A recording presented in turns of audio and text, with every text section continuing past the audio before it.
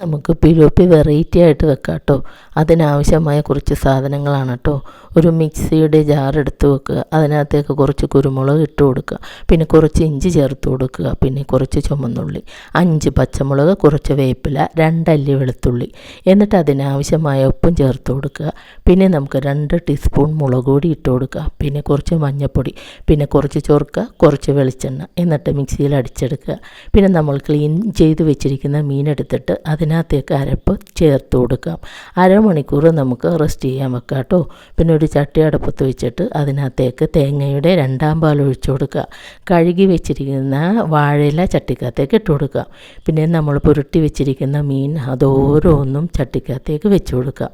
എന്നിട്ട് നമുക്ക് ഇത് അരമണിക്കൂർ വേവിക്കാൻ വേണ്ടിയിട്ട് വെക്കാം.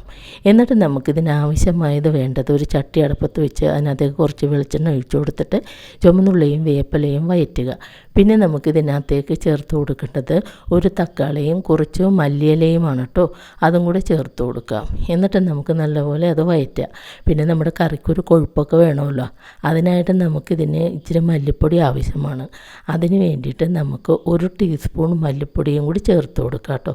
എന്നിട്ട് അത് നല്ലപോലെ മൂപ്പിച്ചെടുക്കുക. എന്നിട്ട് നമ്മുടെ ആദ്യം മാറ്റി വെച്ചിരുന്ന തേങ്ങാപ്പാലെടുത്ത് ഒഴിക്കുക. എന്നിട്ട് നമുക്ക് അത് പാകമായിക്കൊണ്ടിരിക്കുന്ന മീൻ കറിയിലേക്ക് ഒഴിച്ചു കൊടുക്കുക. എന്നിട്ട് നമുക്ക് തീ ഓഫ് ചെയ്യാം.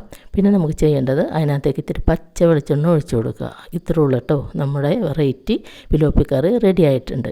നമുക്കിനി ഇത്